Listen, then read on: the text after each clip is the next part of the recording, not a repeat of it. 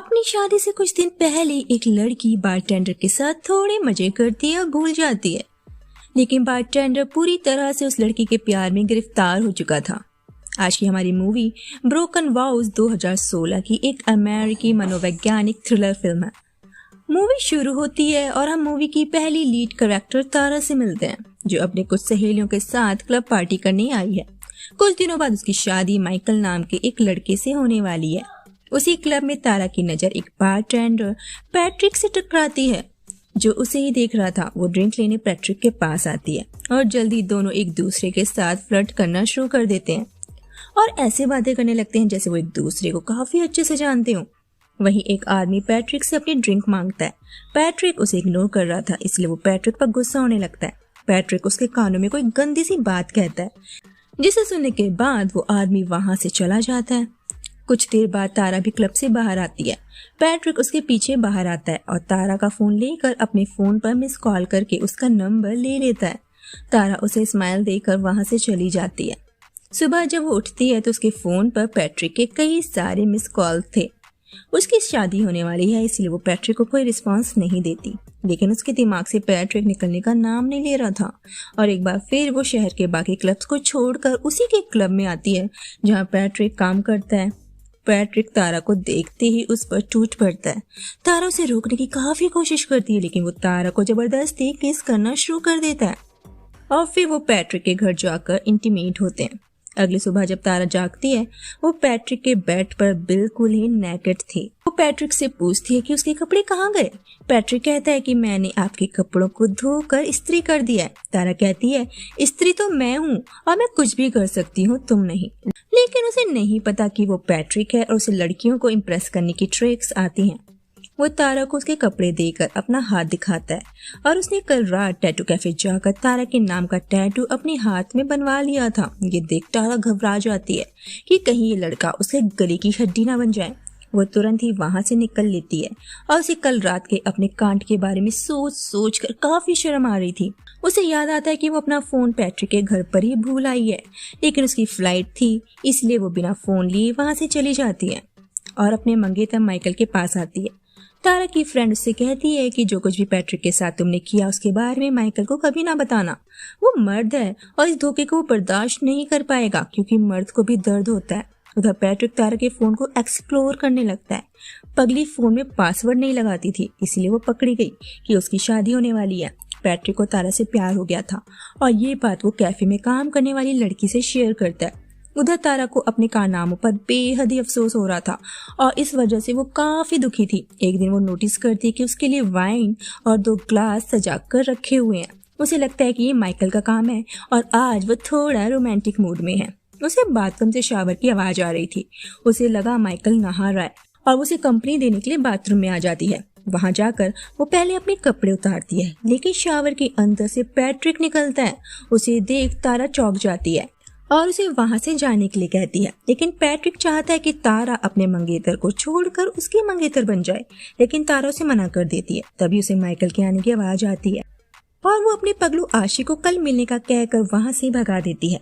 Patrick आधी रात से ही उस कैफे में जाकर तारा का वेट करने लगता है, जहां कल तारा ने उससे मिलने का वादा किया था। अगले दिन तारा को शादी की शॉपिंग करने जाना था, लेकिन वो बहाना बनाती है कि उसे कोई जरूरी काम है। रास्ते में तारा अपनी सहेली से बताती है कि उसे पैट्रिक से मिलना है, वो उसके बिना मरा जा रहा है। सहेली उससे कहती है कि ऐसा मत करो, वो पागल लड़का है और वो तुम्हें ब्लैकमेल कर रहा है, उसे तुम मेरे लिए छोड़ दो। पैट्रिक कैफे में बैठकर तारा का फोन देख रहा था और माइकल और तारा की फोटो देखकर उसे काफी जलन हो रही थी। तारा अपनी वेडिंग ड्रेस देखने एक शॉप में आती है, लेकिन उसे पता चलता है कि उसने तो अपनी ड्रेस कैंसिल करवा दी है। दरअसल ये सारा काम पैट्रिक कर रहा था। वो शादी के सारे अरेंजमेंट्स को तारा के फोन से कैंसिल करवा रहा था। तारा वापस से सबको फोन कर करके सब अरेंज करने को कहती है। पैट्रिक को तारा के फोन पर उसकी बहन की एक तस्वीर मिलती है। तारा की सहेली से कहती है कि तुम्हें पैट्रिक से सावधान रहने की जरूरत है। वो एक डिटेक्टिव को पैट्रिक के बारे में पता लगाने के लिए कहती है और उस डिटेक्टिव से तारा को पता चलता है कि पैट्रिक का क्रिमिनल रिकॉर्ड है। वो काफी डेंजरस किस्म का इंसान है और लड़कियों के प्यार में टैटू बनवाना उसका शौक है। बचपन में वो अपनी बेबी सिटर के प्यार में पागल हो गया था और जब उसने अपनी बेबी सिटर को किसी और बाबा के साथ देखा तो गुस्से में उसने अपने ही घर में आग लगा दी, जिसमें उस बेबी सिटर और बाबा की डेथ हो गई। वो पागल खाने भी जा चुका है और वहाँ उसे एक नर्स से प्यार हो गया था और कुछ महीनों पहले उस नर्स की भी कार में आग लगने की वजह से मौत हो गई। पैट्रिक अब तारा की बहन एमली के पास आता है और उसके साथ फ्लर्ट करने लगता है। वो उसकी कुछ फोटोज भी लेता है। एमली उस पर फिदा हो जाती है और कहती है कि वो उससे फिर से मिलेगी। होटल में तारा और माइकल की शादी की तैयारियां चल रही थी। पैट्रिक वहां आकर एमली के पास बैठ जाता है। वो माइकल के पास आकर उसे अपने और तारा के घपले के बारे में बताने की कोशिश करता है, लेकिन माइकल को लगता है कि वो उसका एक्स बॉयफ्रेंड है और उसकी कोई भी बात सुनने से मना कर देता है। पैट्रिक एमली को उसकी तस्वीर भेजता है और वो तारा को पैट्रिक के बारे में बता देती है। तारा उससे कहती है कि Patrick is a bad boy, दूर रहो उससे। एमली के दिमाग की बत्ती नहीं जलती क्योंकि उसे पैट्रिक अच्छा लगने लगा था, लेकिन पैट्रिक के दिमाग में तो बस तारा थी। वो हमेशा उसे ही इमेजिन करता था। तारा को पैट्रिक के लिखे वेडिंग वाउस उसके घर में मिलते हैं। वो उन्हें बिना पढ़े ही जला देती है। पैट्रिक छिपकर उसे देख रहा था। अगले दिन तारा की शादी थी और पैट्रिक वहां वेटर बनकर घुस जाता है।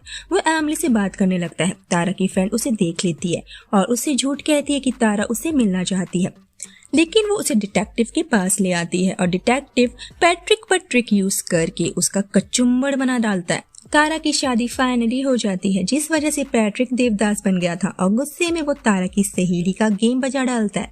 उधर तारा और माइकल एक होटल में अपना हनीमून मना रहे थे। अचानक उस होटल की लाइट्स बंद हो गई थी और ये काम भी पैट्रिक का था। तारा को ठंड लग रही थी। माइकल उसे गर्मी देने के लिए स्वेटर लाने चला जाता है और पैट्रिक माइकल पर पीछे से हमला करके उसे बेहोश कर देता है और उसकी लाश को, जो अभी तक हमें नहीं पता कि वो लाश है या नहीं, उसे एक जगह छुपा देता है। पैट्रिक तारा के पीछे से आता है।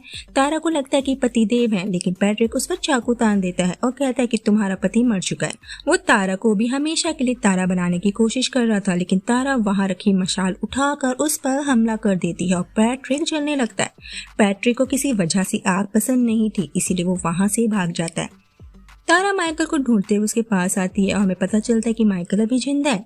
वो दोनों बाहर जाने का जुगाड़ करने लगते हैं। तभी पैट्रिक को माइकल अकेला जमीन पर पड़ा हुआ दिख जाता है। वो उसे दोबारा से मारने की कोशिश करता है, लेकिन पीछे से तारा आकर उसका गला दबाकर उसे मार डालती है। मूवी के अंत में हम माइकल को हॉस्पिटल में बेहोशी की हालत में देखते हैं। तारा को डॉक्टर से पता चलता है कि वो प्रेग्नेंट है और उसे शक ही नहीं, पूरा यकीन है कि ये बच्चा उस पगलू पैट्रिक का है। और यहीं पर इस मूवी का दी एंड हो जाता है।